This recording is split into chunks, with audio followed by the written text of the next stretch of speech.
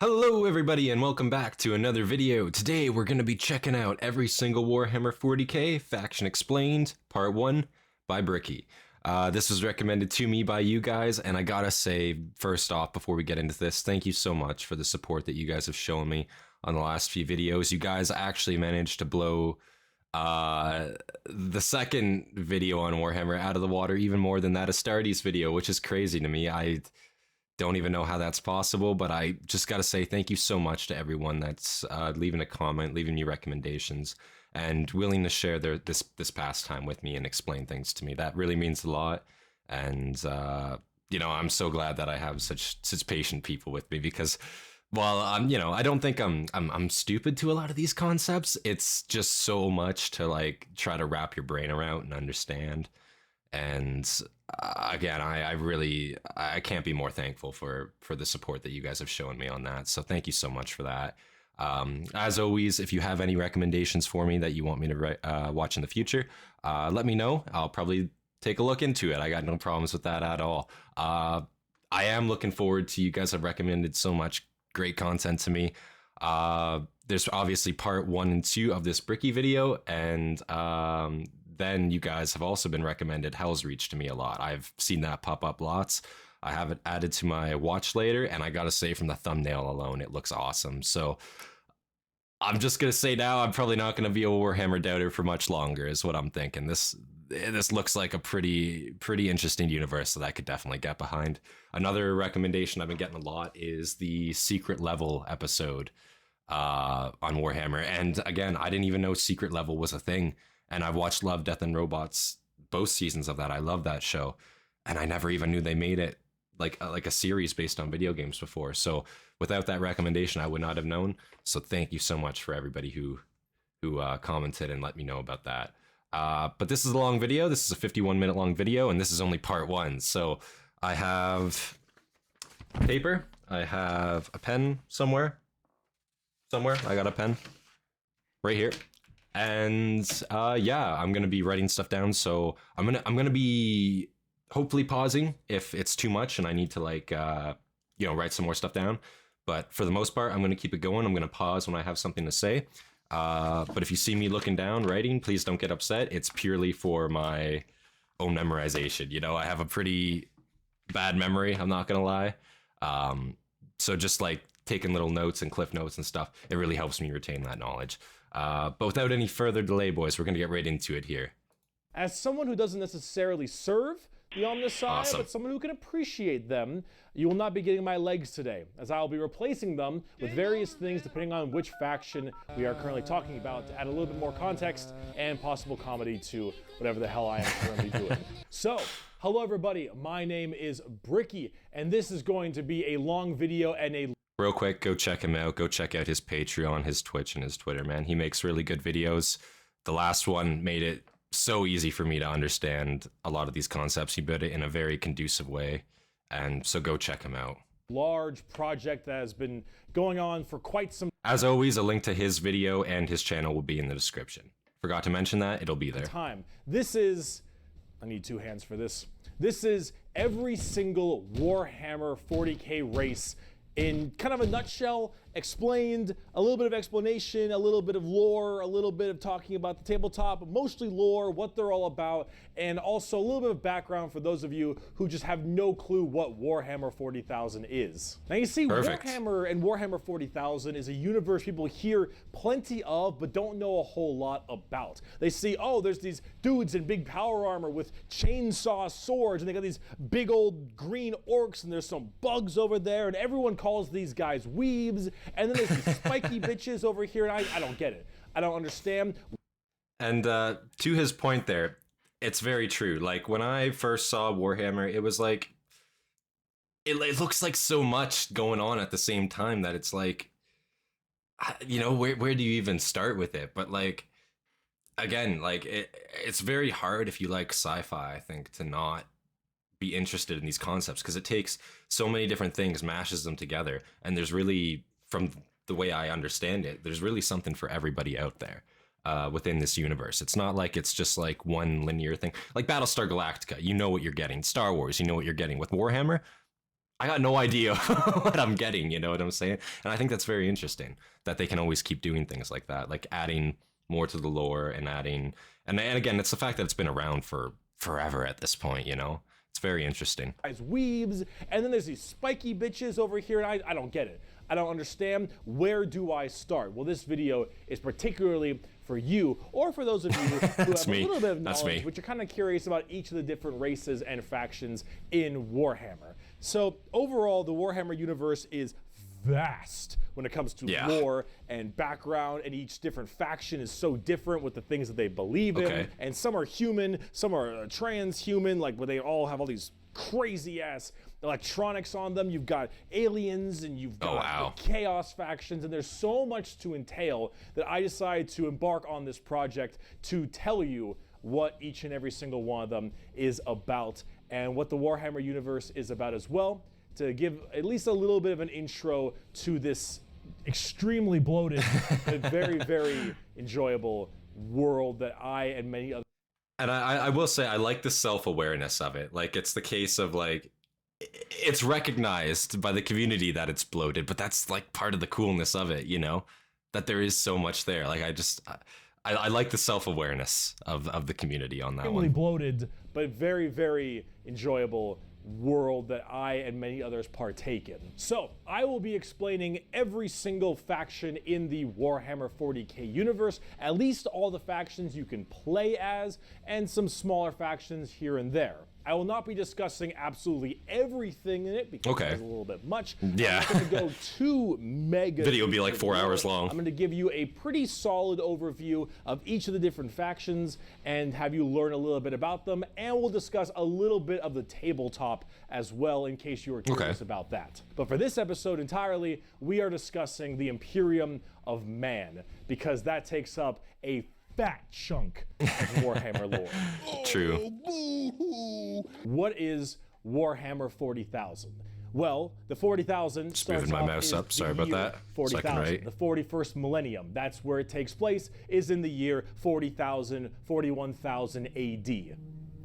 You're already more... We're already there. Let me read you a quote. Exactly. Many quotes in this video. It is the 41st millennium. For more than 100 years, the Emperor has sat immobile on the golden throne of Earth. He is the master of mankind by the will of the gods, and master of 1,000,000 worlds by the might of his inexhaustible armies. Wow. He is a rotting carcass, writhing invisibly with power from the dark age of technology. He is the carrion lord of the Imperium, for whom 1,000 souls are sacrificed every day so that he may never truly die.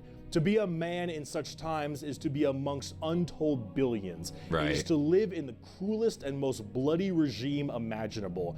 These are the tales of those times. Forget the power of technology and science, for so much has been forgotten, never to be relearned. Forget the promise of progress and understanding, for in the grim, dark future, there is only war. There is no peace amongst the stars, only an eternity of carnage and slaughter, and the laughter of thirsting gods. Yeah. Everything blows.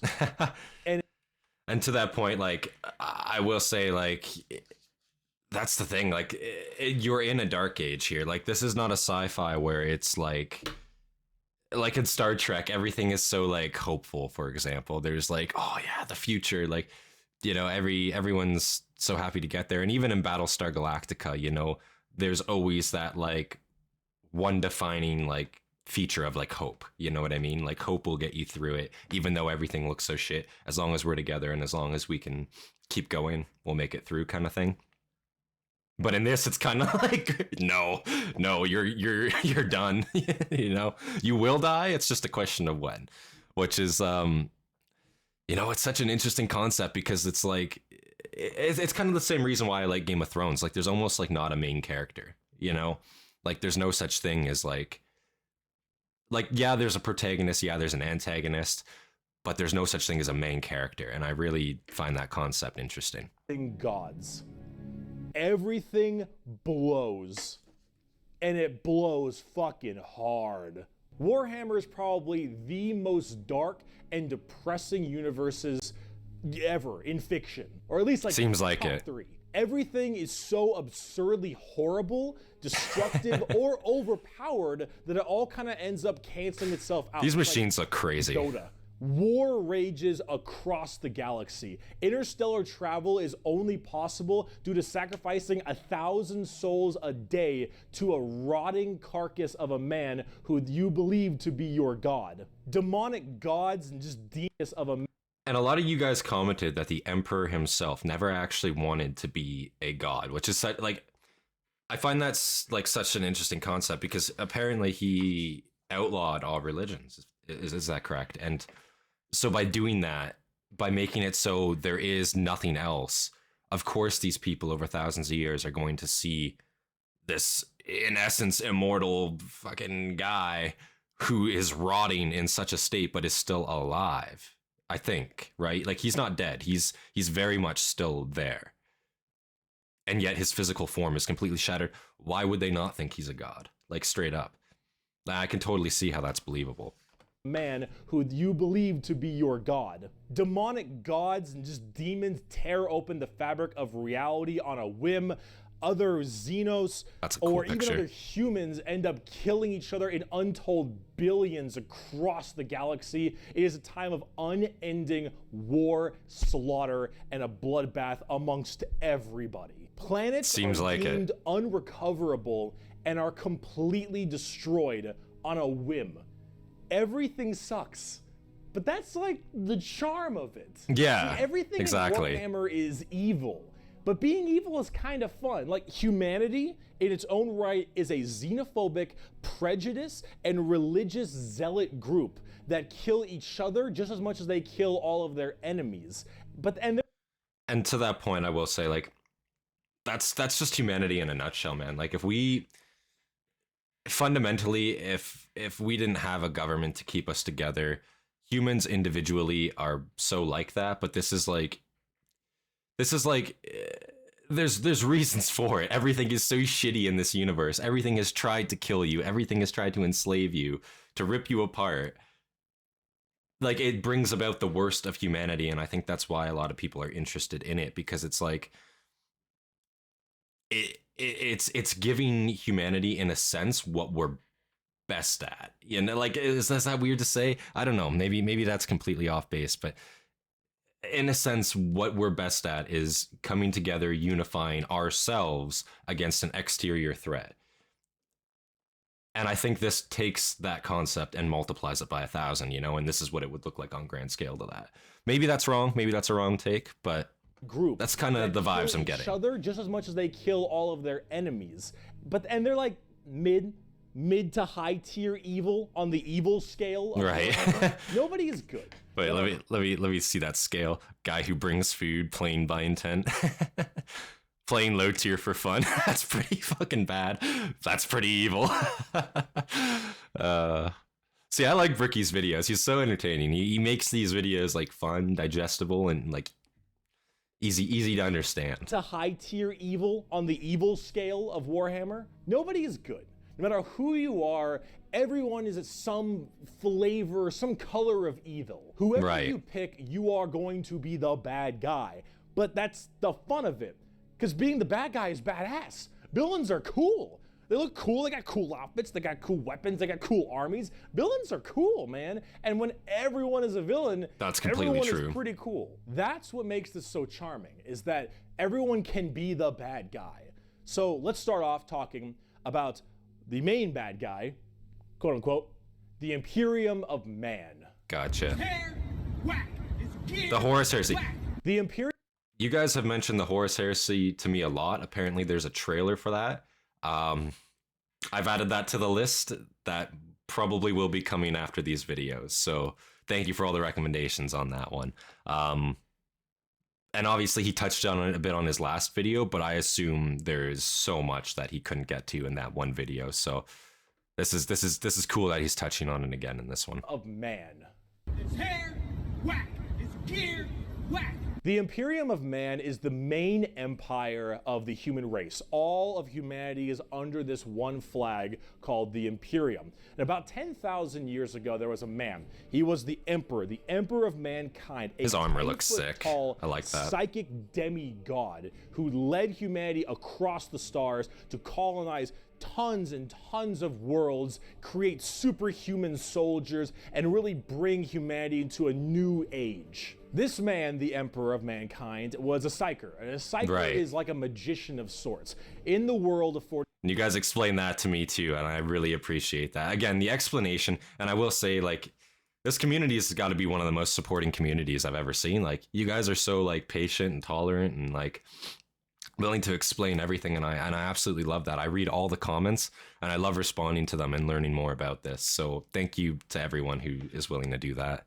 It honestly really does mean a lot. Mankind was a psyker. And a psyker is like a magician of sorts. In the world of 40k, there is the warp, the immaterium, kind of like hell, but sort of like a purgatory dimension of hell. Right. And a psyker is someone who can take that power and manifest it through their mind to use it to do stuff, like witchcraft stuff, magician stuff, spells, and lots of other things, but we don't want to get too into that. The Emperor, big boy psyker. Top tier, A+, maybe even S. Now, the Emperor created a bunch of sons. Yes, created a bunch of sons known as the Primarchs. He created 18 Primarchs to have them lead all of the regions of humanity to the different stars and plans to help colonize and bring it out. These Primarchs are basically like little versions of the Emperor. Not all of them are psychers, but a lot of them are very, very powerful, and they lead his special Space Marine legions. Then this big clusterfuck happened called the Horus Heresy, where the Emperor's favorite son, the Primarch, Horus. Ended up joining Chaos and leading 9 of the 18, half of his Primarchs directly to Earth to fight down the Emperor himself. Now, if you want to know what Chaos is, remember what I mentioned earlier, the warp, that immaterium, the hellish place? In there relies the 4 Chaos gods. Imagine like Satan and 3 other Satans. The warp being kind of evil, those Chaos gods, that reminds me of, what's it called? Ghosts and Goblins. Ghosts and Goblins. I don't know if you've ever seen that, but it's like there's 2 Satans, the devil and Satan. It's like he just pops up as the final boss, and there's 2 of them. It's like, what the hell? You know? I just find that funny. Satan and 3 other Satans. The warp being kind of evil, those Chaos gods, that's the reason. And so those Chaos gods manipulated Horus, and then Horus helped manipulate all 8 other Primarchs to lead this giant coup directly on the Emperor on Earth. Right. And they fucked up shit. After this huge civil war, Horus died. Oh, wow. Not before brutally wounding the Emperor, and right at the Horus end looks of like a his life, badass. they put the Emperor on this large golden throne on Earth, in which he is now alive, just barely, but slowly rotting away, powering something called the Astronomicon, so long as he stays alive, and is fed 1,000 people a day. The Astronomicon. Before he gets into that, this is just my what you guys have told me. The Astronomicon is not what gives humanity the ability to access the warp, but the way I understand it from your guys' explanation, it's kind of like a North Star in a sense. So access to the warp is still possible, but without that, it's like you're flying blind. There's like no navigational ability, and it's like essentially you could end up wherever without using the Astronomicon. That might not be correct. I'm going to see what he has to say. So long as he stays alive and is fed 1,000 people a day. The Astronomicon is like the North Star. If you want to do interstellar travel in 40k, you need to pass through that demonic warp I mentioned earlier. But how do you know where you're going? Well, the Emperor is there putting a nice little navigator right there. He helps navigate you to know where you're going. If you want to go from Earth to some crazy solar system across the way, you need to go through that warp, and then you need to know where you're going, go through there, and pop your way out. It's like doing nether travel in Minecraft, so you can. That's a good representation. Going to areas. So long as the Emperor is alive and being fed 1,000 people a day to stay alive, you can do that. The moment he dies, interstellar travel's gone for all of humanity. you're so boned. Now, since the Horus Really? heresy 10,000 years ago, the Imperium has fallen from grace substantially. All technology has started to dwindle and die. There is now giant fundamental religious extremists that now believe the Emperor of Mankind was a deity, a true living god, Right. which is probably the last thing the Emperor would have wanted to be remembered for. So And you guys told me that it was never his intention to be viewed as a deity in any sense, and that's why he was so like against outlawing, or like not against, he was so for outlawing all these religions. He thought religion was pointless in a sense, right? I don't know if that's true, like religion was pointless, but he never wanted to be viewed as someone that was like mega powerful and the forebringer of like humanity, I guess. And I was also told that Horus was given a vision allegedly of the emperor basically ascending to deityhood, and that's like what turned Horus against the emperor in a sense. One of you guys was explaining that to me. Let me know if that's true. And I also a question about that. If that's true, did Horus get these visions from like a chaos god or something? Like did they show him the future, and that's like what led him on the initial path in like, you know, a really roundabout way? Maybe that's incorrect, but I'm just throwing out my assumptions here. God, which is probably the last thing the Emperor would have wanted to be remembered for. So now you have this thing called the ecclesiarchy, which is this giant church entirely devoted to spreading the good word of sweet. the Emperor. He is now the Notre Dame on steroids. Emperor God, the God Emperor of mankind, and all of the Imperium has taken up worshiping him to the fullest extent and killing anything that isn't humanity in his name. Wow. The Imperium has this futuristic gothic tone to it. I'm just pausing right there. That looks amazing. That looks so fucking cool as an art piece. Like, is that from an animation, or is that just like a still frame piece of art that someone's done? Because that looks fucking cool, man.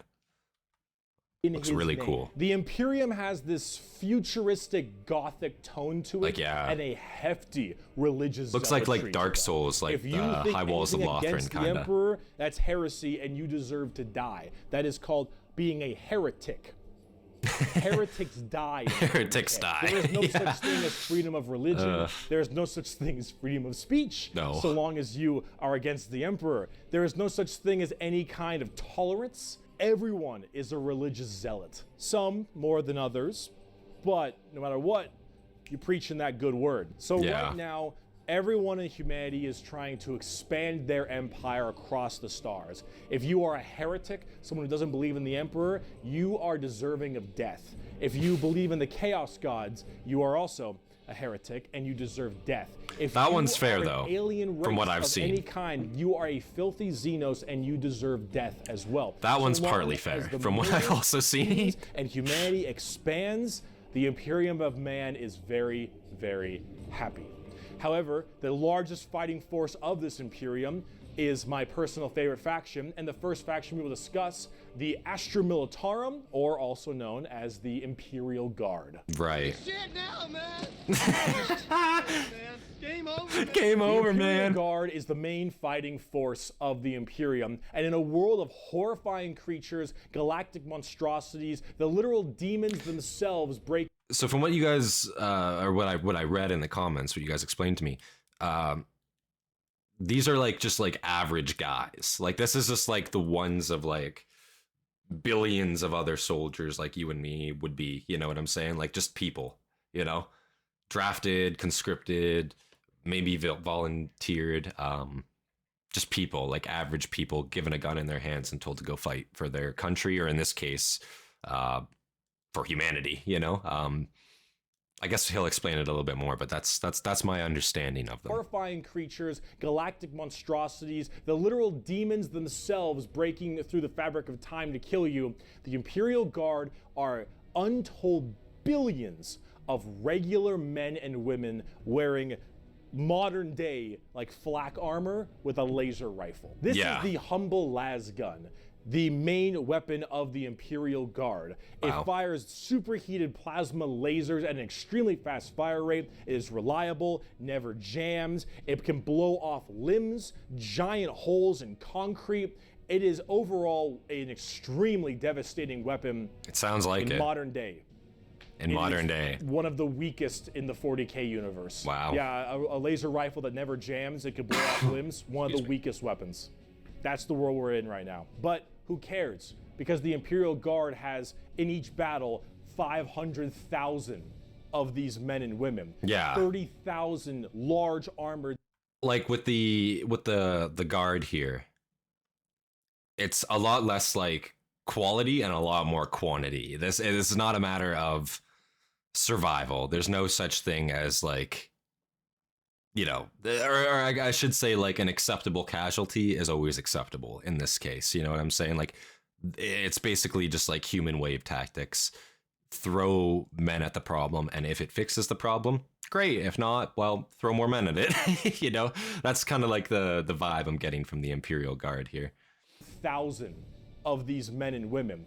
30,000 large armored tanks, 10,000 artillery. Oh, they have tanks and stuff too, okay. The Imperial Guard wins through sheer numbers and firepower. They kind of have this World War I, World War II style aesthetic with legions of guardsmen as well as high company commanders and generals on the field along with them, and multiple kinds of troops. A normal Imperial Guard battle starts off with artillery, long lines of artillery, cracking the crust of the planet underneath the enemy's feet. Jesus. And as this barrage continues, hundreds of thousands of guardsmen, a sea of guardsmen surges forward, firing and charging at everything possible while the planet rumbles as tanks roll up behind. It also reminds me a lot of Starship Troopers, is what I'm going to say. If you guys have never seen Starship Troopers, go watch that. I don't know how you haven't seen it. Go watch that movie. That's a great movie. Honestly, I was thinking I might even make a reaction to that movie just because I love it so much. It's such a fucking good movie, man. Oh my God, I can't. Rico Verhoeven did a great job on that. That's all I'm going to say. Everything possible while the planet rumbles as tanks roll up behind them. Gunships block out the sun and tanks block out the dirt with the steps and hoof prints of millions of guardsmen. It is through numbers and sheer sundering firepower. They are the first and last line of defense for the Imperium. These guys look cool as fuck, though. Huge bulk of the battles. The Imperial Guard is also made up of tons of different kinds of regiments. The Catachin Jungle Fighters live in a death world that's more hospitable than almost any firefight they'll ever get into. So they just have this steroid-looking giant knife. They all look like Rambos, yeah. Sons of bitches, where nothing is anywhere near as scary as a simple knight on their home planet. You have the Valhallan Winter Soldiers who haven't felt their toes in 300 years, the Mordian Iron Guard who are more interested in making their shoes shine than actually fighting a battle, and then of course the big one, the Cadians from Cadia. Oh no. The biggest export. What happened to Cadia, boys? I'm guessing from that picture it looks pretty bad, but what actually happened with that, you know? Clearly, Cadia. That picture right there looks mega bad. That looks fucking devastating, I will say. So are there any Cadians left, or are they just kind of like, you know, they existed? Oh no. The biggest export of guardsmen in the entirety of the Imperium. You will fire your first gun at 5. You will disassemble and reassemble it at 10. You will have pounding artillery. So they are still alive. Day in and day out at 15, and you'll fight your first Swarm Lord at 16. And if you mention Cadia, you will burst into an unrelenting amount of tears and sadness like I do daily. To quote, I have at my command an entire battle group of the Imperial Guard, 50 regiments including specialized drop troops, stealthers, mechanized formations, armored companies, combat engineers, and mobile artillery. Over 500,000 fighting men and 30,000 tanks and artillery pieces are mine to command. Emperor, show mercy to the fool that stands against me, for I shall not. The Imperial Guard are my personal favorite faction in 40k. They're the army I collect the most, the ones I enjoy playing the most, and the one I enjoy in the lore sense a lot. There's something about just a regular man with a laser rifle being told to charge the horrors of this universe and willingly doing so for his god emperor. It's just poetic. They actually represent the main Imperial Guard tactics pretty well. Large amounts of artillery that doesn't require a line of sight, lots of tanks, tons of infantry, drop troops, and gunships. Overall, they're pretty similar to how they sound, though a little bit expensive to collect, unfortunately. Oh, and no. They don't hit a lot. They have a bit of a bad aim, but you don't really care because you're just drowning them in shots. However, if you want more accurate fire and specialization, we can move on to talk about Space Marines. The Angels of Death are up next. Space Marines are genetically engineered super soldiers and superhumans. They're given extra organs. Angels of Their Death. skin tissue is toughened. Their bones are stronger. So, are all Space Marines called Angels of Death, or is Angels of Death like a sect of like Space Marine? You know what I'm saying? I'm sure he'll explain, but I'm just curious. Extra organs, their skin tissue is toughened, their bones are stronger, they're taller than the average person. They're pretty massive people. Yeah. And these are the specialized super soldiers that carry out a lot of the more specific tasks for the Imperium. And there's tons of legions of them. In fact, there's one per Primarch. Each Primarch, the Emperor's son, as I mentioned before, oversees their legion Blood Angels, of Space Iron Marines. The genetic upgrade they get is based on that the answers that genes question. of said Primarch. It's something called a gene seed. That's what brings them up to this like superhuman level. As stated, each Primarch has their own legion. Robot Girly Man has the Ultramarines, Jagatai Khan has the White Scars, Rogel Dorn has the Imperial Fists, Corvus Corax has the Raven Guard, and there's a whole bunch of other side sections that are also extremely interesting and have a little bit more of a twist on the average Space There's a lot of these guys, we'll discuss in a bit. Humorously enough, I don't have a whole lot to say about Space Marines. They're superhumanly fast. In fact, it's been said that nothing that large should move that quick. These men in power armor moving at blazing fast speeds. Their reflexes are fast. And to that point, yeah, and like Astartes, when I was watching that, I just assumed the power armor gave them like, you know, some type of like super strength in a sense. It's like an exosuit. But at the same time, yeah, these are 8-foot individuals, and that dude was like fucking like full tilt, like, you know, get back here, Mr. Flynn, like sprinting, you know, like, or Flint Lockwood, get back here, you know. It was like, it's very impressive to see. So I guess in a sense, like, he's almost right. Like, the Space Marines are one of the factions that like require one of the least amounts of explaining, just because like you can kind of see just how effective they are and what they are at the same time, you know. But let's see what else he has to say here. Quick. These men in power armor moving at blazing fast speeds. Their reflexes are faster. Their skin is tougher. Right. They are overall just extremely powerful soldiers. In fact, where they differ comes down to which Space Marine Legion we're talking about. There it is. For instance, Okay. the Ultramarines done by Robot Gilliman are the main blue boys. Strong in almost every way. The jack of all trades kind of group that are a little bit too strong, and that's a lore problem. But the White Scars by Jagatai Khan are all about speed freaks, go fast. We're talking attack. Oh, look at those bikes. We're talking That's cool. land speeders. You want to go in quick. You want to hit them hard. You want them to be swarming around like buzzflies, buzz saws. I feel that. With the I misspeak speed of buzz all the saws. time. Fuck you, Pale King. Salamanders love fire. Fire in the forge, fire in battle. Flamers, melta-guns, multi-meltas. Just so long as something can be burning, that's big. And That they're green also armor actually looks some sick. of the nicest of the Space Marines. A lot of Space Marines Really? have this kind of like holier-than-thou thing because of their genetic strength. However, the Salamanders tend to put human lives above the lives of themselves, which is actually rather rare. They're also all black, but not like just regular black, like 2 a.m. Whoa. Regular black. Wait a second. Holy shit. We're gonna skip past that one. Keep going. Black, like 2 a.m. line at a White Castle.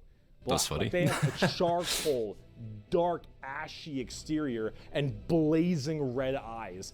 Apparently something about living on their home planet of Nocturne, which I don't know if that makes much sense, but who cares? This is like fantasy land anyway. Oh, Yeah, that doesn't really make much sense, because like melanin comes from like the fact, like it comes from the sun, right? Like the sun is what like affects your like skin color like that, right? Fantasy world though, as you said, but yeah, like what?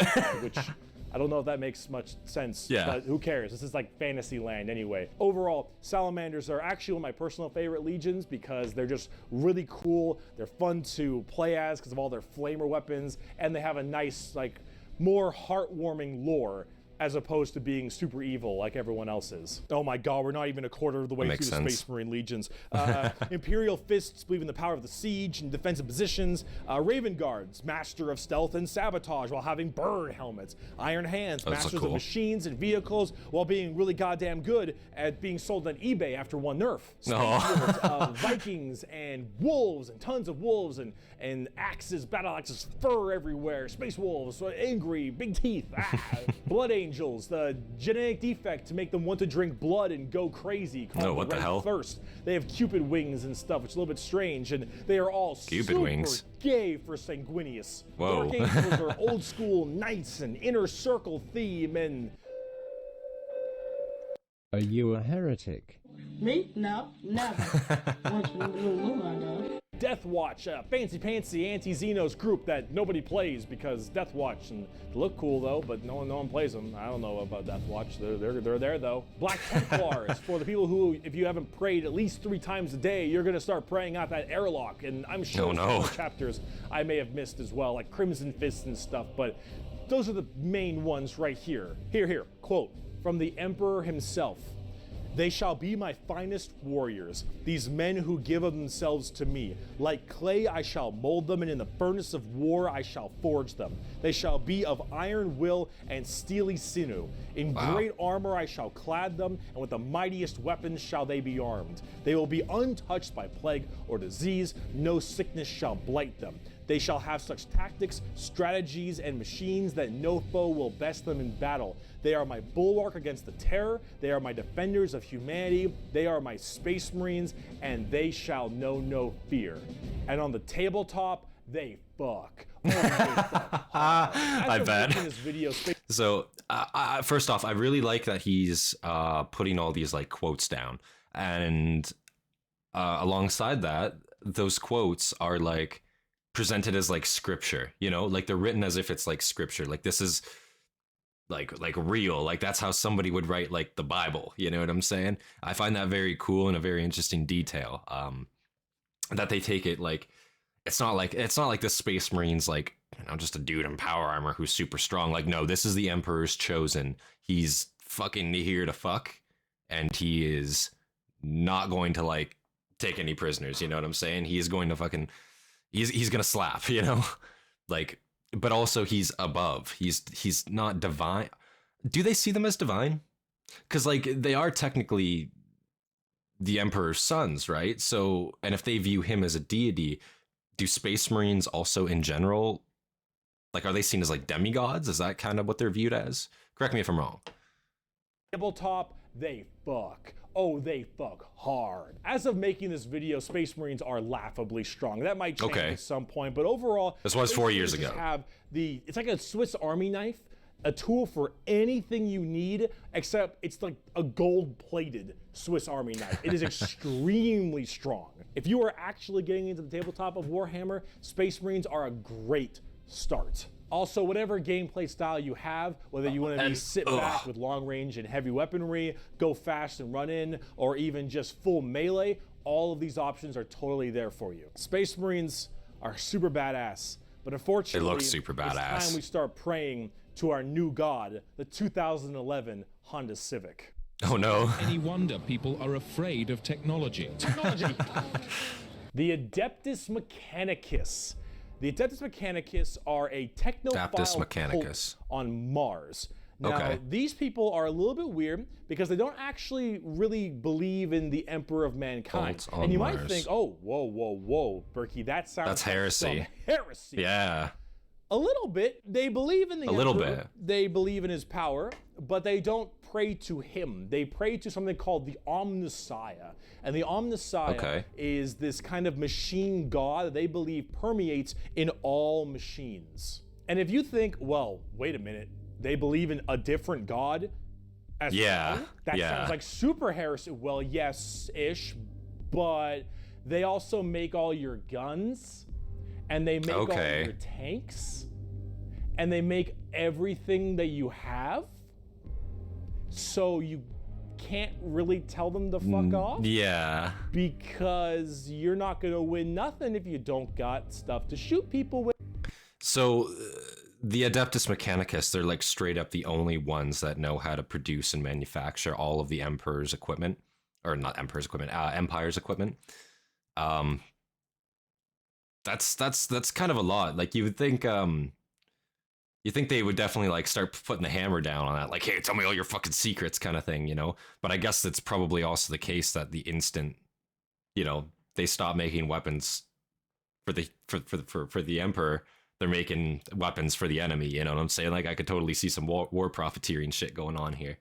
You know, if their rights, I guess, weren't abided to.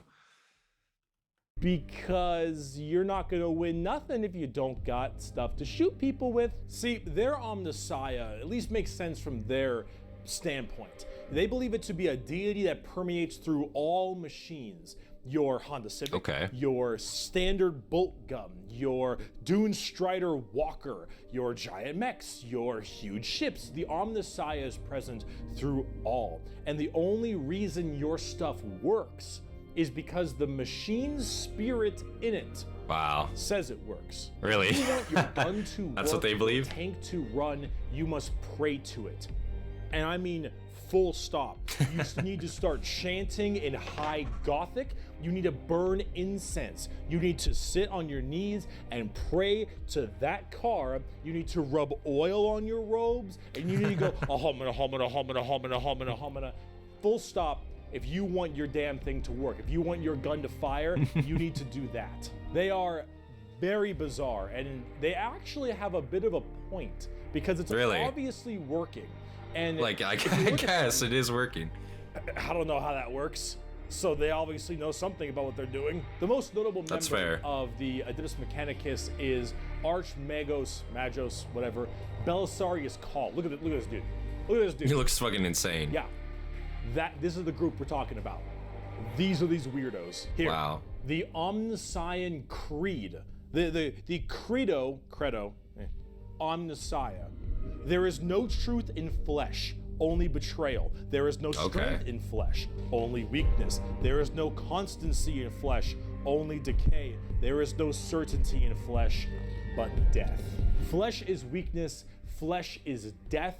The Omnissiah is the god of the machines, and if you wish to be whole, if you wish to be holy, if you wish to give unto him, you must saw down your limbs and remove your organs, Jesus, with mechanical parts, because that is what he wants, and that is how you will become enlightened. Hard technophile. So they believe in like ascension to like a new degree, like a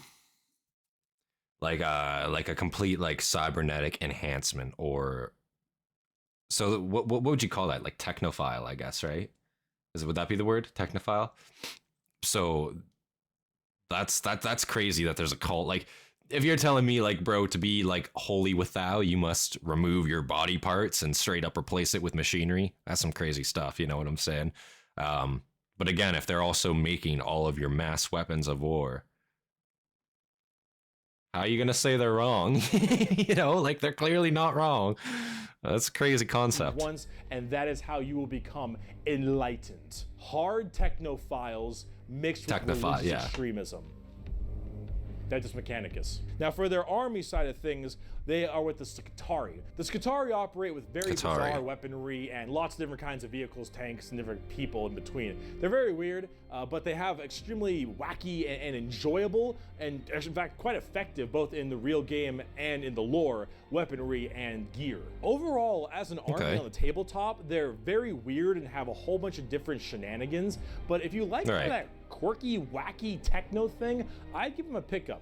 Hell, they're so paranoid. I gotta keep going. They're so paranoid and crazy. These Dune Striders you see right here, one guy was able to make them work. One guy, and he died. And they're so scared they'll never work again, so they keep them on and they never turn them off, and they run around in a circle the whole time until they need them, and then they corral it and they go into battle. Really? Yep. The Adeptus Mechanicus. That's crazy. Let's talk about faith, though. Let's talk about the Sisters of Battle.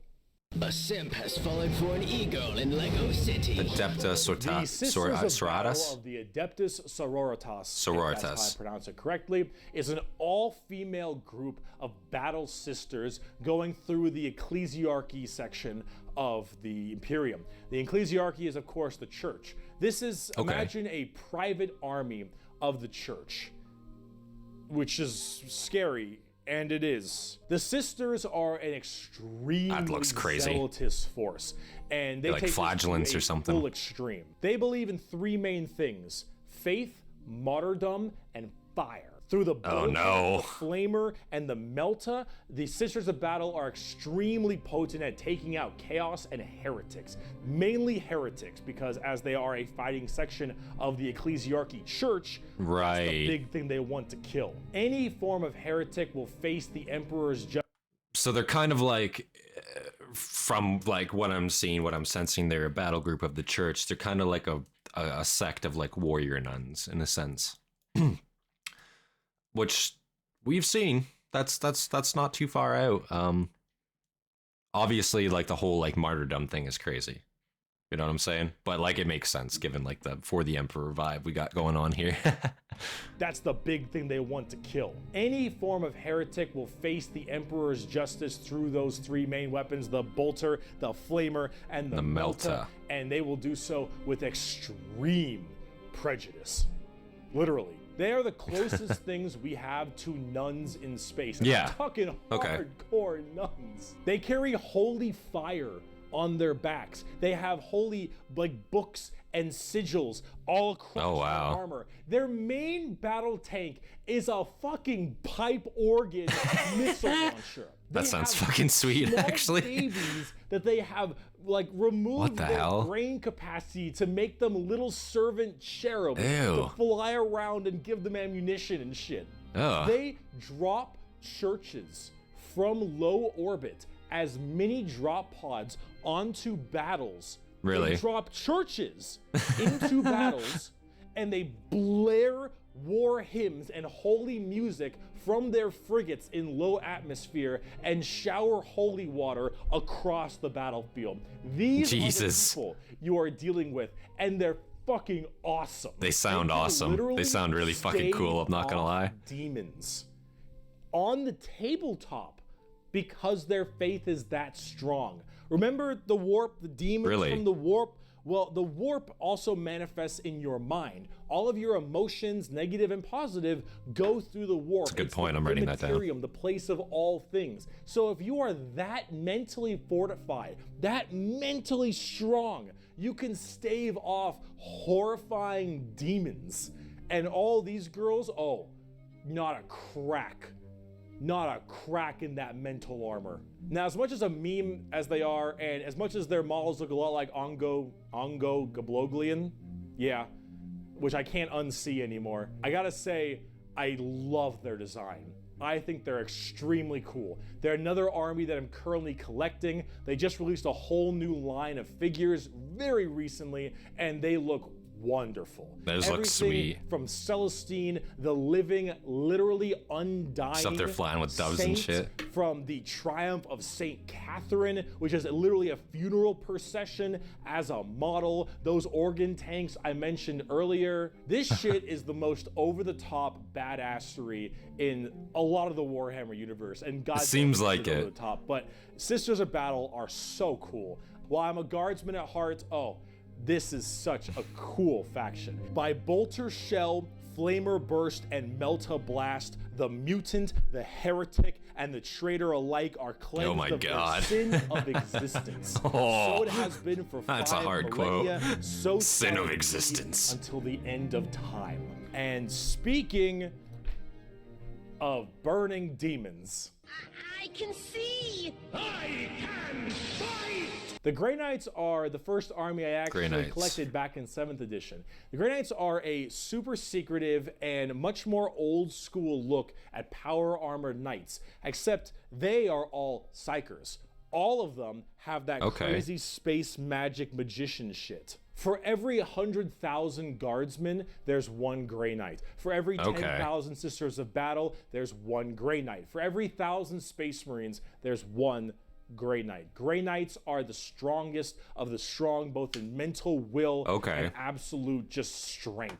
So from what I'm understanding, the Grey Knights are like Space Marines, but like on crack. Like they're then like the next level of like power arm wielding Space Marine, if that's a correct interpretation. Strongest of the strong, both in mental and they're innate will psychers and absolute just strength. These are Space Marines that are all high level psychers. Yeah. All of them able to specifically do one goal, and that is kill demons. The Emperor believed that the demons of chaos were the #1 threat to the Imperium, and he probably is right. However, this group is entirely based on doing that through a myriad of tactics. Coming from the planet, or I guess the moon of Titan in the Sol system, the Grey Knights are thrown through extremely rigorous training and are as clear of mind and soul as they possibly can be. Since the demons of the warp are as clear... Titan's a moon around Neptune, is that correct? Am I wrong on that? It's a moon around one of like our like... Is it Neptune or Saturn? I can't remember. Somebody let me know. Clear of mind and soul as they possibly can be. Since the demons of the warp are the warp and your mind projects to the warp, people can go insane very fast, especially lower level psychers. These Grey Knights need to be able to harness the warp in the presence of demons and stay perfectly sane. One of their characters, one of my favorite characters, is named Castellan Crow. He has a demon blade, the black blade of Mahamahama. And he has to have it on him because it's a wild name. Everyone nearby, constantly beckoning them, use my power, use my strength, suck my penis, whatever the possibility. And so he has to keep it on him all the time as this thing whispers to him consistently, and he has to stave it off forever, being alone in his chambers or on the battlefield, because anyone who gets too close to it might be tempted a little too hard. He is that pure of heart and mind, and all the characters in the Grey Knights are basically like that. The only issue is that Grey Knights have a scorched earth policy. Oh no, here it comes. Here it comes. They're fighting demons. Demons corrupt and make people crazy. So if I'm a guardsman and I'm fighting demons and the Grey Knights arrive and they kill all the demons, I'm a risk. Oh no, really? So guess who's not making it? That's fucked. Oh no. They teleport all around the place. They are so even just from being in the vicinity of demons, you're doing your part, you're fighting for these motherfuckers. The Grey Knights show up, you're done. You might as well just shoot yourself because it'll be a fucking easier sentence. God damn. That's pretty metal. Very strike fast, strike hard kind of people. They teleport all around the place. They are fast strike groups, small amounts of models because they're so dang strong. You only have so many characters, but with it, you get in there, you're very tough, very tanky, you hit really hard, and you try to bounce around the battlefield quickly, but you don't have numbers, and so every dead Grey Knight hits really damn hard. Yeah. Fun, though, if you like that kind of fast striking kind of army. Oh, and also Caldor Drago is a thing. We're not even gonna get into Caldor Drago. All right, that is, oh my goodness gracious. I am the hammer, I am the mail about his fist, I am the spear in his hand. Though we are lost, I am the shield on his arm, I am the flight of his arrows, I am the hammer, I am the sword, I am the shield, I am a soldier at the battle at the end of time.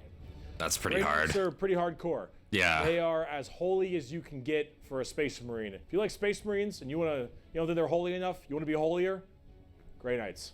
And if you want to be holier and big, let's talk Imperial Knights. Imperial Knights.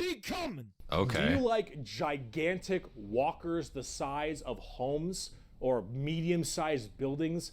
Do you want to kill heretics, but you want to kill like 40 of them per turn? Do you want a gigantic old-school knight noble house style of walkers with giant chainsaw arms? That looks sweet. Imperial Knights. Imperial Knights, it's not a whole lot to talk about them because they're just gigantic walkers, but they have this old school like house feel to them, like literally like they're houses. Each Imperial Knight comes from a house. It does look that way. Each of them act in their own special way. These behemoth of walkers also destroy almost everything in their path. Well, what's this animation that's way. playing in the These background here? behemoth This of looks fucking walkers cool. Also destroy almost everything in their path, Wow. killing full swaths of squads in a couple Oh. shots, stepping on legions of troops. Like, these things do not mess around. And they look so cool. Imperial Knights and Chaos Knights, actually, for that matter, don't have a whole lot to discuss. They're just super big, heavy walkers, and they look different depending on your house or chaos god you currently believe in. And overall, these things are just really cool if you want to murder everything in your path.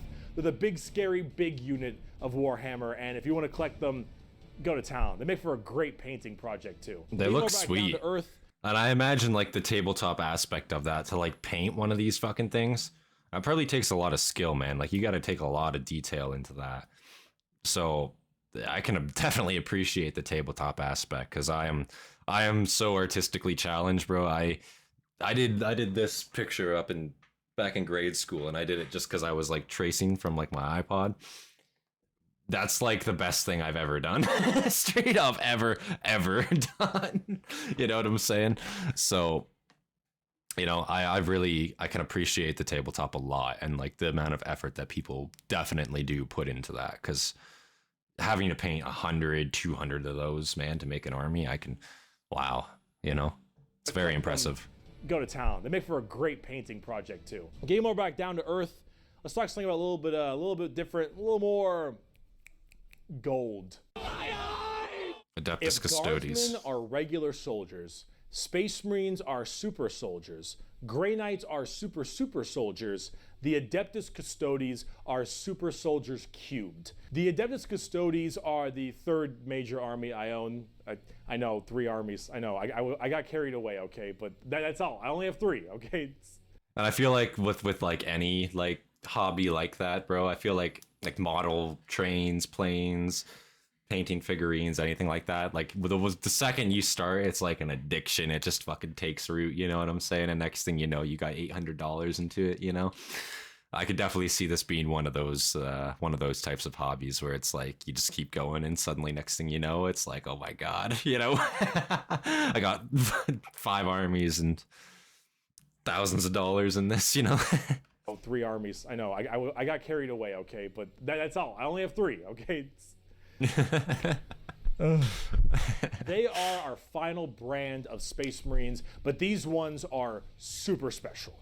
Okay, if a guardsman is 6 foot, a Space Marine is 7 feet, a custodian is 8 feet. These are the giant defenders of Holy Terra, which is also Earth. Earth is Terra. Okay. Earth, Terra themselves. So these are like a royal guard in a sense, if that's like a correct understanding. These are like, you see these on Terra, they are defending like the Emperor and they are defending the Holy Planet itself. Maybe they go away and they also fight across battles. I'm not sure. I'm sure he'll explain. Holy Terra, which is also Earth. Earth is Terra. Earth, Terra themselves. These are the people that literally guard the Emperor's throne room. Okay. Hence, Custodes. These boys protect the Emperor's throne room at all times and are literally like handcrafted people. They're not humans brought up by a gene seer or something. These are all handcrafted super soldiers. I think from a tube. These behemoth of men are like 8 feet, 8.5 feet tall, and functionally immortal. They stand still, spear in hand, for hundreds of years without the need to sleep and barely even the need to eat, watching over the throne room and every other area of Holy Terra for their entire purpose in life. That's pretty metal. And oh my lord, are they terrifying. These custodians put Space Marines to shame. Really? If you liked your super soldiers, these are your super mega soldiers. One of these men can take on probably 3 Space Marines and most likely win. There are many different groups of custodians as well, like the Solar Watch, or there's also... So I'm sure he's going to explain a little bit more, but what makes like the Adeptus Custodes like a next level? You know what I'm saying? Like, if they already have like all these genetic enhancements in a regular Space Marine, what makes the Adeptus Custodes like on top of that? You know, how can they take on 3? I'm sure he'll explain, but That's just like a crazy concept. One of my personal favorite, the Given like how Shield. strong they already the Aquarian are. Shield go out to seemingly unimportant individuals and protect them because they believe that they are going to be doing something very important in their lives. For instance, let's say a regular guardsman gets the protection of this giant 8.5-foot tall golden god because that guardsman will end up becoming a general one day or something of that nature. The custodians work in mysterious ways and are almost always outnumbered, but never outmatched. These people are pretty horrifying, both on the tabletop as well as in the lore. There are very few of them, however, and there's actually an extremely small amount of them. But that's kind of the point. There's only so many of these people that can have war gear this strong, weapons this powerful, training this good. And the custodians have all three of it. For 100 years, I stood my watch amidst the somber shadows of the Sanctum Imperialis. I was still as a statue, but always ready, always attuned to dangers unseen. Days, months, years passed by in a frenzied blur beyond those walls, yet within, little moved and nothing changed. For 100 years, I did not but wait, yet had any threat appeared, I would have struck it down in a heartbeat. For 100 years, I stood my watch, and as it ends, I can tell you this: patience is a weapon. The custodians are the top dogs of the Imperium, and they hurt just that same way. Though I do want to discuss a little bit about the Sisters of Silence before we get out of here, because the Sisters of Silence I also have a few of, and they're really fun, but they don't get enough attention. These kind of bald plume ladies are a whole group of pariahs, are also known as blanks. We'll be referring to them as blanks from now on. Blanks. So as every mind is somewhat connected to the warp, you're a robot. Blanks are a genetic mutation that has it suppressed heavily. Because of that mind suppression, normal people feel this weird, like, uncomfortable nature when around them. When a Sister of Silence walks past them, you feel ill. You feel just uncomfortable and strange. So most of them don't actually live past childhood, because once they are birthed, they're, well, you know, killed or something at a very young age, because they just emit a horrifying aura. These ladies, however, are guardians of the throne as well for more psychic threats. See, none of the custodians are psychers, so they have a difficult time dealing with major demons and other kinds of psychic phenomena. These sisters are extremely specialized in it, all of them taking a vow of silence as they don't speak, hence the term Sisters of Silence, but they communicate through hand gestures and things of that nature. But if there's a demon issue, if there's any kind of warp-based problem, the sisters are extremely adept at dealing with them, thanks to their blank gene. They normally work a lot of time with the custodians because they have to deal with both kinds of threats, but they're not represented that way on the tabletop. In fact, they only have like one real model for them, which is very unfortunate. I hope they'll get something new soon, because I think they should really be working together as it is that way in the lore, but hopefully we'll get there soon. But if we're talking about blanks, let's talk assassins. Assassinatorium? Holy shit, they have their own like assassinatorium here? What the hell? We're about to round it out. We got this and one more human thing and then we're done. The assassins though, the Officio Assassinorum, oh boy. These people are deadly. Yeah, they're called assassins, they should be, but oh man. These people will mess you up. So these are from the Officio Assassinorum, a very special organization, and they are handpicked by the Grand Master of the Officio Assassinorum from the, what was it called? Schola Progenium. Oh my god. It's basically an orphan school. Your parents got murdered by demons or something. Progenium. You get sent to this and you get trained to be whatever. Tempestus Drop Troop, an Inquisitor, maybe even. Orphan school. Maybe you get a blank gene and you get thrown into the Sisters of Silence, or sometimes you just disappear. When you are taken, however, you go to one of 4 temples, because the Assassinorum works in the temple style of things. These temples are the Vindicare, Caluxus, Calidus, and Eversor temples. Let's start with the Vindicare. I'm far away. I've been sitting here for 3 weeks. Poof! The Vindicare temple is the main sniper-based temple. Gigantic sniper rifles for all these assassins. Their whole point is to be able to be in a spot and sit there, eye and scope, for weeks, waiting for their perfect target, taking people out from literal miles away after extremely long time periods. The Vindicare temple is about precise, perfect aim. There have been reports of Vindicators being able to single out particular body parts from over 2-3.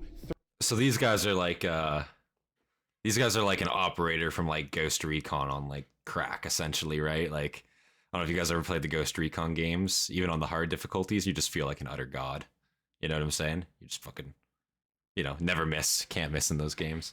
But that's the newer Ghost Recon. The older Ghost Recons were a lot funner. But these guys look sick. Like, I don't know what kind of armor they're supposed to be wearing though. Like that, it looks very like tight, very form fitting, very, very, very nice on the form. But is it like some type of like carbon or something like that? Like I'm sure it must have like bulletproof properties, or in this universe's bullets, I guess, are like, not bullets, but more like grenades from how you guys explained it to me.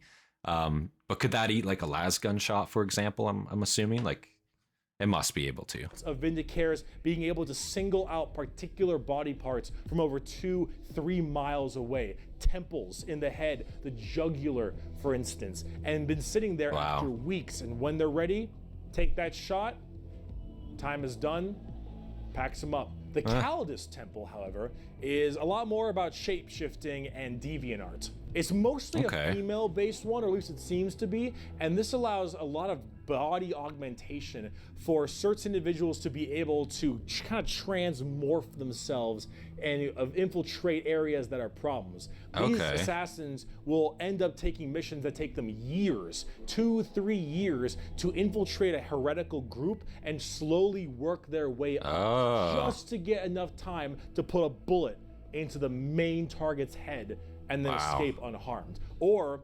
become the main target and sabotage it from within. These are all completely about deception, mind tricks. So these girls play like the long game, like Like they're all about infiltration of an organization to get that organization to either bend to your means or so that you can eradicate it entirely. That's pretty realistic. They're basically like the CIA in a sense. Is what it feels like. These are all completely about deception, mind tricks, polymorphing, and everything in between. And lots of drawings. Lots of drawings. The Eversor Temple. Just kind of disturbing one. The Eversor Temple is about when you don't want anything to come back alive, friend or foe. You want it all dead. And Eversor is psychogenically conditioned with just psychotherapy and psychological torture to only feel violence, hatred, and anger. It does the Clockwork Orange style of thing of just making you forced to watch never-ending pain and misery and psycho conditioning, I guess is the term. And then they pump you full of tons of psychedelic drugs. Really? And they cryo-freeze you. And then they drop you in an area where they just want to make sure everything is dead. And then you defrost, full of just all this insane, mind-boggling psychotherapy and psychedelic drugs. And you just go to town. Yeah, if you don't care if anyone comes back alive. You're like, all right, lost cause. So this is like a scorched earth policy, like straight up. Like you drop one of these motherfuckers down there, it's killing everything. It doesn't care, friend, foe, dead, alive. It's gonna burn it, it's gonna toss it, and it's gonna get rid of it. So I feel like these guys, because like they're literally cryo freezing them because of how dangerous they are to their own side. I wonder if there's any instances where these guys are like used against the Imperium. Like if one of them were to get captured in cryo, like as they were cryo freezed or whatever, they don't necessarily have an allegiance to like the Imperium necessarily, do they? Like I'm sure they're indoctrinated to a degree, but as he says, they're killing everything. They don't give a shit, you know? So if somebody can answer that, like do they like could they in theory be used against the Imperium or against the Emperor in that sense? I'm really curious about that. Yeah, if you don't care if anyone comes I dropped back my pen alive, again. you're God damn like, it. all right, lost cause, send them in. Finally, there's the most bizarre temple, Keep doing the that. Caluxus Temple.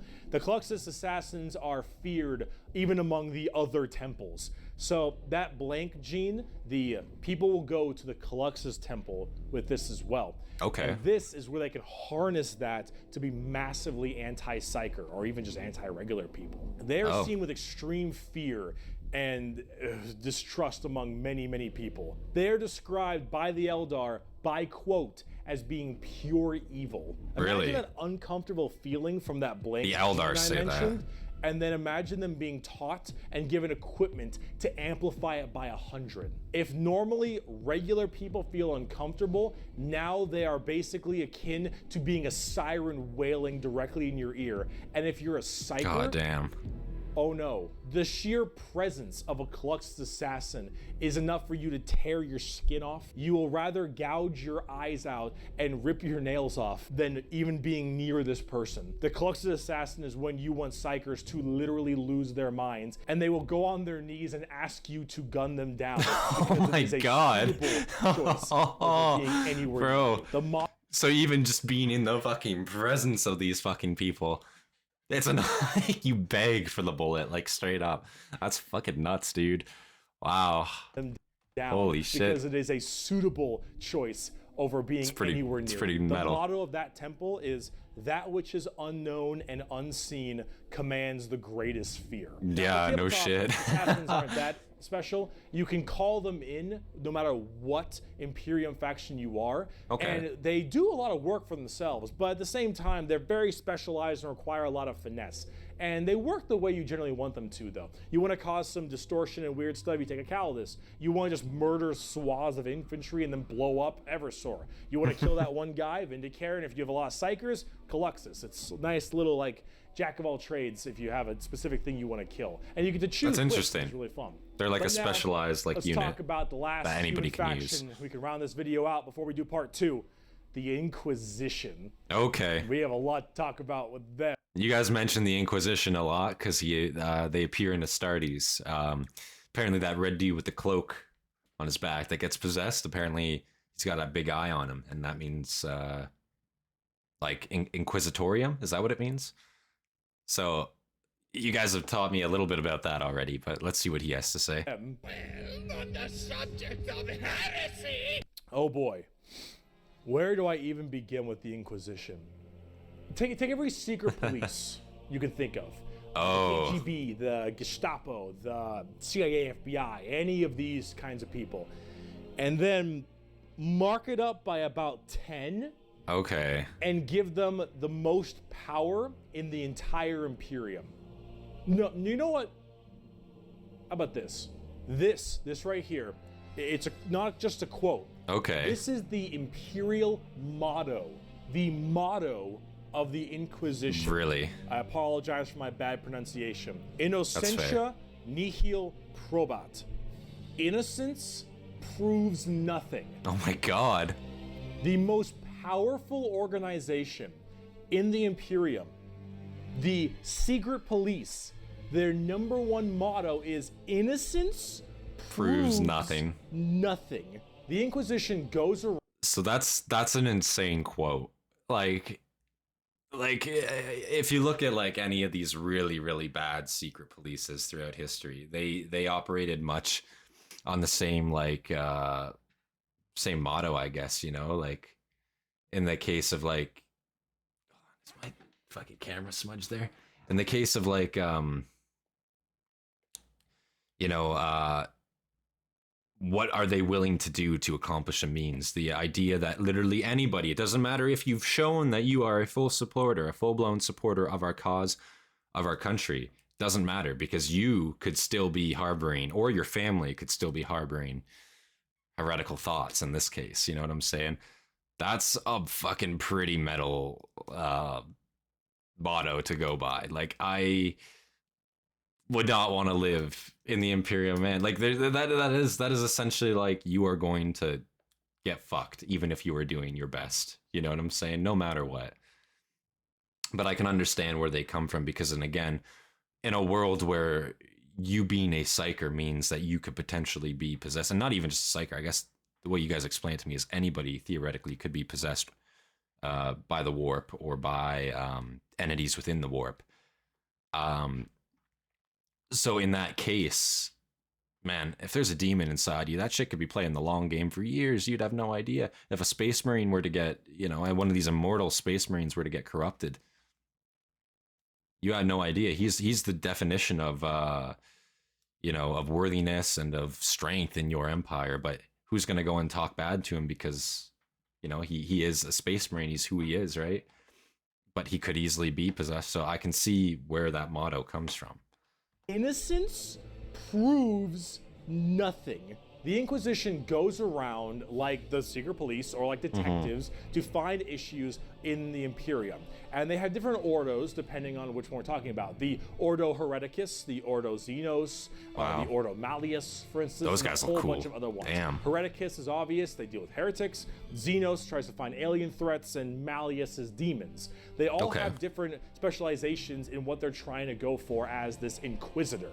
And that's what they're called, Inquisitors. Each of them, as an Inquisitor, has their own free reign to do as they wish. They may have a ship and a crew, and they go out to find problems and interrogate. So each one of these guys is given their own They are command. above the law in every department over Space Marines. Now, the Space Marines might argue against them and stuff, and there might be a lot of blowback, but technically they are above them as Inquisitors. Yeah. They are looking to investigate and figure out coups and cults and demonic incursions and possible xeno. And that makes sense because Horus was he was one of the Emperor's sons, obviously, but he was also a Space Marine. Half the Space Marines, you got to remember, in 30k, I guess, straight up were traitors in their eyes, right? So, yeah, it makes sense that you would have, you know, an organization even above your most powerful entities. That makes complete sense. And figure out coups and cults and demonic incursions and possible Xenos issues like gene stealers or a new threat coming into an area. They're about learning that stuff and actually doing detective work. And memes aside, they're pretty good at it. The Inquisition having all of this power does make them a little bit power hungry and frantic sometimes. And yes, it is still a bad thing, but most of them are pretty good at their job. And they spend a lot of time being very diligent. That's like a crazy to make hairstyle. sure that all of these leads they follow are proper and correct. They're basically space detectives with just enormous power and sometimes a bit of a power complex. And we haven't even talked about Exterminatus yet. Exterminatus is deeming a planet unfit to be saved. I think that this planet is demon infested, and taking it back will cost too many resources and is not worth it. I have now committed Exterminatus on this planet. I will now sign the death warrant of an entire Imperium planet, as it is unfit to take and better to be destroyed than allow the enemy to hold it. This can mean saturation bombardment. This can mean cracking the planet's core and breaking it apart. Doesn't matter. Render this planet inhospitable to all life. Yes, the innocence proves nothing people are the only people who can choose this planet must die in its entirety. Yeah, you're playing the villain. Yeah. It is memed a lot, but most Inquisitors are very rare to do external. And I'm sure, like, he was getting on there to say, like, they're not going to do it all the time. It must be in the most extreme of, like, circumstances that something like that is done. And given the fact that there's fucking demons everywhere, it's not unfounded, you know? It's not an unfounded, you know, necessity to blow up a planet in that case. I could definitely see where they're coming from. Now, it is memed a lot, but most Inquisitors are very rare to do Exterminatus. Exterminatus is a very crazy thing. There's only so many worlds that you don't want to destroy. Yeah, you can't blow up everything. Actually, yeah. With the memes aside, there are some people who are a little bit rough on this one.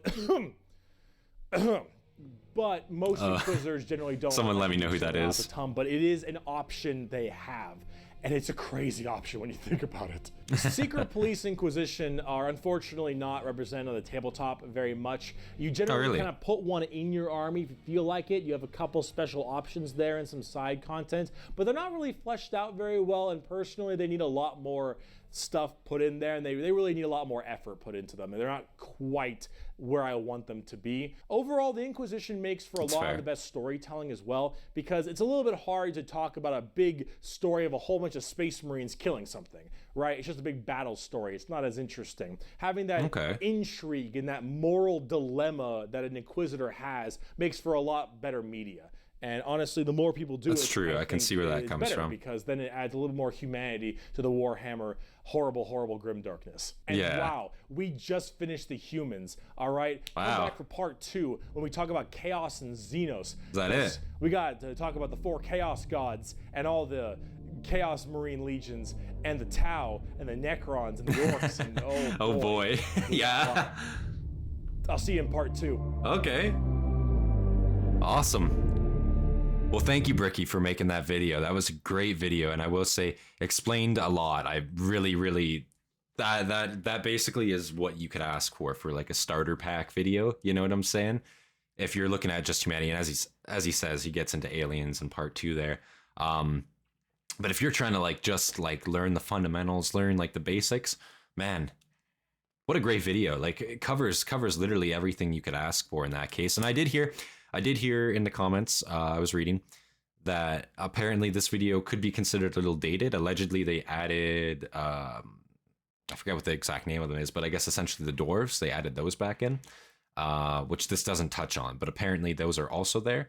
But I figure, hey, I'll still watch the video, but so I have that base level understanding, and then I can, add to it as I go, rather than just know nothing and start off with a lot more. And it makes it a little bit more confusing that way.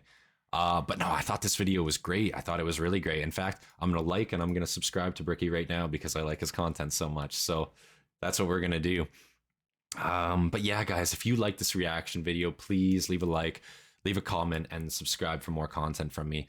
I really appreciate the outpouring of support on the last few videos. As I say, it is such a huge motivator for me to make more content for you guys. And I never thought that I would get a video with even 50 likes, and look at that, you guys blew it up to over 200. That's insane. That's absolutely insane. 100 subscribers almost in a day, quite literally.